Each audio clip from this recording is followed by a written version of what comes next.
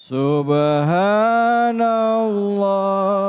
walhamdulillah wala ilaha illallah Allahu akbar wala haula wala quwwata illa billahil aliyyil azim. Subhanallah walhamdulillah wala ilaha illallah Allahu akbar wala haula wala quwwata illa billahil aliyyil azim. Alhamdulillah, alhamdulillahirabbil alamin. Kita kembali lagi di Cahaya Hati Indonesia. Melanjutkan apa yang tadi disampaikan, jadi tema kita bicara bahwa tidak ada yang tak mungkin. Semuanya mungkin bagi Allah. Surah yang kita bahas dan kita kaji adalah surah Maryam. Tadi ayat 1 dan 6, selanjutnya ayat 7 sampai 11. Dan kali ini sudah hadir bersama kita bunda kita, Ustazah, yaitu Bunda Yati dari Komisi Dakwah Majelis Ulama Indonesia Pusat. Untuk itu kami persilakan. Silakan Bunda Yati. Terima kasih Mas David. Bismillahirrahmanirrahim. Assalamualaikum warahmatullahi ta'ala wabarakatuh. Waalaikumsalam warahmatullahi wabarakatuh. Sehat Bu? Alhamdulillah. Sehat Pak? Alhamdulillah. Suami sehat Bu? Alhamdulillah. Istri sehat Pak? Alhamdulillah. Anak sehat Bu? Alhamdulillah. Tetangga yang kepo sehat? Alhamdulillah. Dompet sehat? Alhamdulillah. Innal hamdalillah salatan wa salaman ala Rasulillah Sayyidina Muhammad ibni Abdillah wa ala alihi wa ashabihi wa mawalah. Ashhadu an la ilaha illallah wahdahu la syarikalah wa ashhadu anna Muhammadan abduhu wa rasuluh la nabiyya ba'dah, amma ba'd. Pemirsa yang dirahmati Allah dan ibu-ibu, bapak-bapak yang hadir di sini, Masya Allah, Subhanallah. Mudah-mudahan ini bagian umat Nabi yang mencintai para anbiya, yang sirahnya akan kita pelajari melalui ayat-ayat Allah pada siang hari ini. Bapak Ibu dan pemirsa yang dirahmati Allah, walhamdulillah saya berterima kasih juga pada Mas David, terima kasih untuk waktunya. Guru kita Ustadz Alfian telah menjabarkan tentang ayat-ayat Allah. Ibu, bisa baca Quran? Kiai Munawir ngajarin Ibu tiap Sabtu Minggu ya Bu. Belum lagi di rumah Ibu ngaji. Makanya saya masih heran kalau ada ibu-ibu zaman sekarang, kalau galau bukanya media sosial, bukan buka Quran. Saya mau tanya sama Bapak sama Ibu, lebih banyak buka Quran apa buka WA? Al-Quran obat galau, Al-Quran obat risau, Al-Quran obat segala obat. Tapi kita tempo-tempo bukanya seminggu sekali. Dan yang dibuka cuma surah Yasin. Begitu anaknya lihat mama kenapa bukanya Yasin, iya mama kan udah lansia. Begitu ada orang meninggal dibacain Yasin cocok.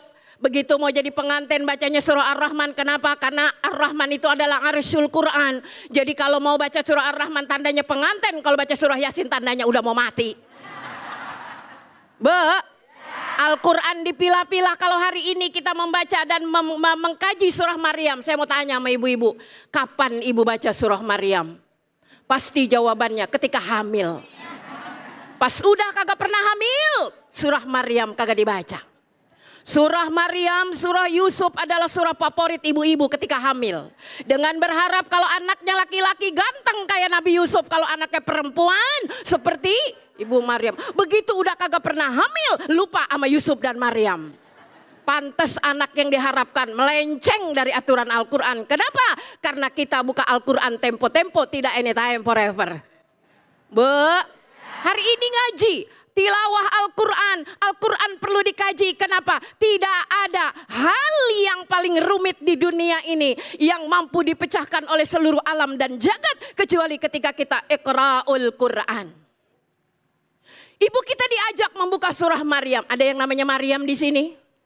Tapi Maryam dari Al-Quran adalah Maryam binti Imran. Kalau ada Maryam di sini mungkin bintinya lain. Bu, kisah surah Maryam ini Bu, memang pada intinya adalah mengangkat seorang perempuan, tokoh perempuan Bu, yang ajib luar biasa. Jadi Allah perhatikan perempuan sampai namanya. Nabi yang kasih nama Bu, surah ini Nabi yang kasih nama. Itu asbabun nuzulnya Bu. Jumlahnya 98 ayat, boleh dibaca kalau kita pengen punya anak sekuat perempuan setangguh Ibu Maryam. Tetapi di dalam surah Maryam, sebelum bercerita tentang bagaimana Ibu Maryam, diceritakan tokoh sebelumnya yaitu Nabi Zakaria.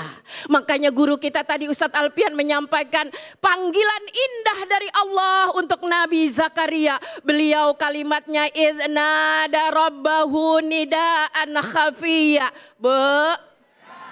Ibu muluk bapak ketinggalan Pak. Seorang nabi berdoa dengan begitu syahdu, memohon kepada Allah sampai giliran saya. Akhirnya doanya diijabah Bu. Dikabarin apa kata Allah? Inni nubasyiruka bi gulam. Ya Zakaria, aku kabarin kamu mau dapat anak Bu. Kalau kita kan positif garis 2. Dan ini udah wajar. Kenapa? Karena ini permintaan yang spesial dari Nabi Zakaria Bu. Nabi Zakaria enggak pernah kecewa kepada Allah karena semua permintaannya dikabulkan. Tapi ada satu hal yang membuat dirinya mulai khawatir Bu. Di dalam tafsir dijelaskan Ibu, usia Nabi Zakaria ketika berdoa minta anak usianya 120 tahun. Bapak umur berapa sekarang Pak? Adakah laki-laki di Bekasi umurnya 120 tahun pengen punya anak? Bu, istri Nabi Zakaria, saat Nabi Zakaria berdoa ini umurnya 98 tahun Bu. Yang beliau berdua khawatirkan Bu, bukan takut bandanya diambil orang. Orang kalau punya banda banyak kagak punya anak beralih Bu ke saudara karena kagak ada anak.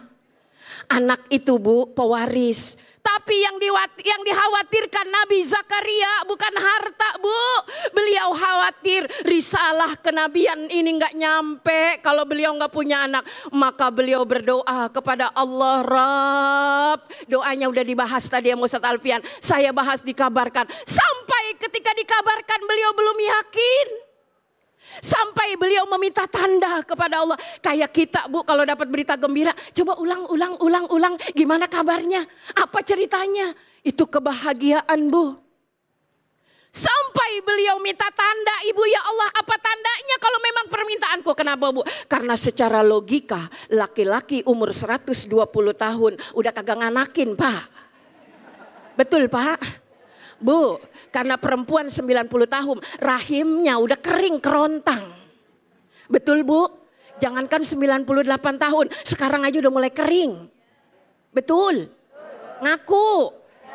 Iya, rahim kering, bibit juga udah mulai lapuk. Satu hal yang tidak mungkin dalam logika manusia, di luar kebiasaan.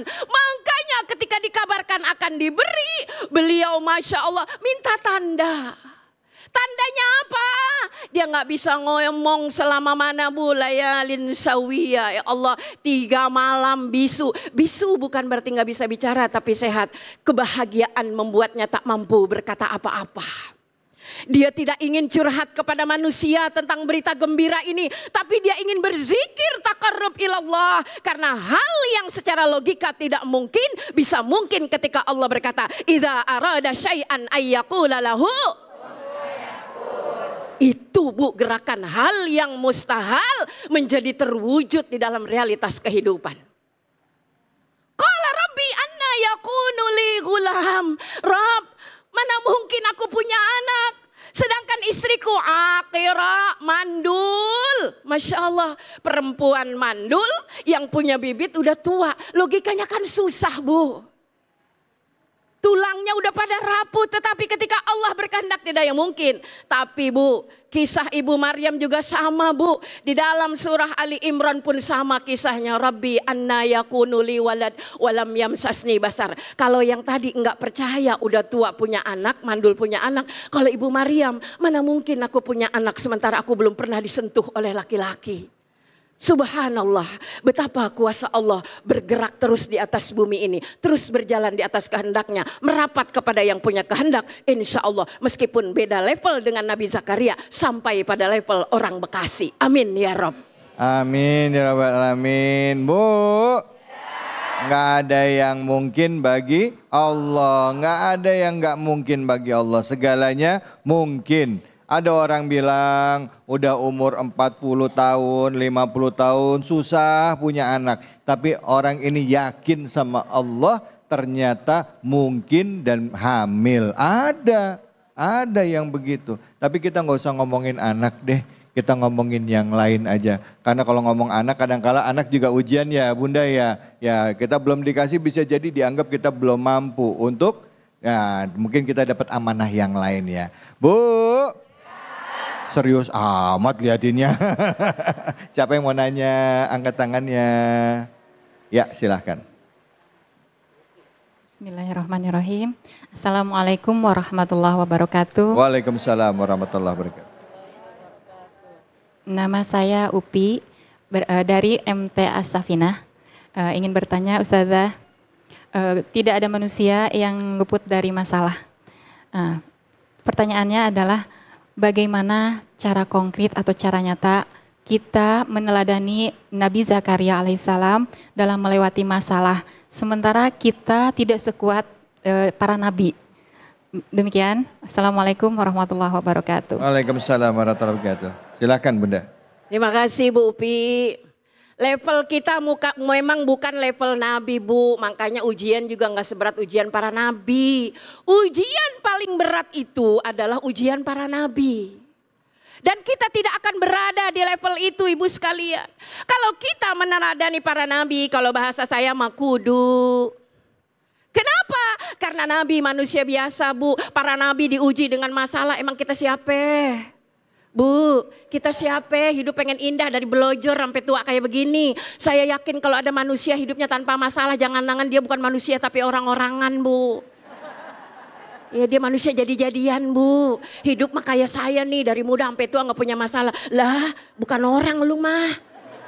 Sekali bernabi diuji dari Nabi Allah Adam, Nabi Zakaria, bahkan Nabi kita Nabi SAW gak ada yang steril dari ujian. Kenapa? Liyabluwakum ayyukum ahsanu amala. Sekarang yang kita bahas ini tentang tokoh Nabi Zakaria. Konotasinya mana Ibu? Sabar ketika ada ketidaknyamanan. Kenapa Bu? Tadi di awal saya sampaikan Nabi Zakaria nggak pernah kecewa kepada Allah. Cuma ketika kekhawatiran muncul beliau munajat kepada Allah. Tapi ada syarat Bu. Ada syarat kenapa? Sebelumnya beliau itu adalah abdi yang sangat tulus dan ikhlas beribadah kepada Allah. Penuhi dulu kewajiban baru minta hak. Iya karena abudu. Iya karena saya. Ini sembayangnya Senin Kemis minta doanya berujul. Pagi sore doa ya Allah. Kata malaikat kalau ngomong kayak saya ini ya Allah minta seabrek-abrek sembayangnya Senin Kemis. Amal-amal kita minim tapi permintaan kita pengen dunia dan seisinya. Kadang-kadang kalau doa nggak terkabul kita kadang pesimis. Nah disinilah kalau kita teladani Nabi Zakaria kita bicara dalam hati. Rabb. Ya Allah, ibadah yang benar, sabar yang banyak. Maka kuncinya dalam kapasitas kita sebagai manusia biasa. Masya Allah. Baik, terima kasih banyak Ustazah. Bu, jadi kalau pengen doanya dikabul, sanggup menghadapi ujian, jalanin semua perintah Allah dengan ikhlas. Ya Bu ya. Jangan perintahnya nggak pernah diikutin, giliran maunya banyak. Ada yang begitu ada? Baik pemirsa, ini sebenarnya saja berada. Setelah ini kita akan berbagi keberkahan bersama dengan Luwak Coffee dan juga guru kita Ustadz Alfian Hidayat. Jadi jangan kemana-mana, tetap di sini di Cahaya Hati Indonesia.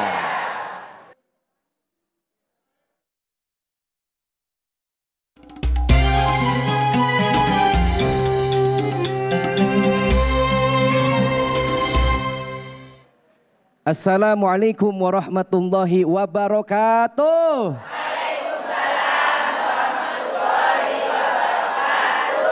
para pemirsa Cahaya Hati Indonesia dan segenap para jamaah Masjid Al-Falah. Nih saatnya kuis luwak white coffee bersama Cahaya Hati Indonesia yang mana berbagi berkah kepada ibu-ibu semua. Bu, kira-kira pengen hadiah apa enggak?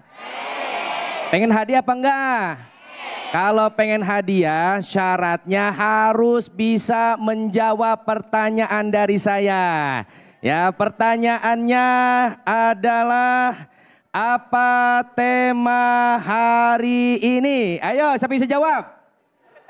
Wah nih yang deket nih ya. Ayo ibu maju ke depan. Pegang mic-nya ibu. Ya. Bu. Bu, Ya, siapa namanya? nama saya Ratna Mustika Dewi. Namanya Ibu Ratna. Nah tadi saya sudah menyampaikan pertanyaannya yaitu apa tema hari ini? Tema hari ini adalah tak ada yang tak mungkin. Tak ada yang tak mungkin. Bener apa kagak? Alhamdulillah. Selamat untuk Ibu Ratna mendapatkan hadiah dari Luwak White Coffee sebesar uang tunai 1 juta rupiah dipotong pajak. Alhamdulillah. Mudah-mudahan hadiah yang diberikan oleh Luwak White Coffee bermanfaat buat Ibu Ratna. Amin ya robbal. Dan pula untuk semuanya jangan lupa saksikan selalu Cahaya Hati Indonesia dan minumnya dengan kopi Luwak White Coffee. Jangan kemana-mana, masih ada segmen berikutnya. Tetap di Cahaya Hati Indonesia.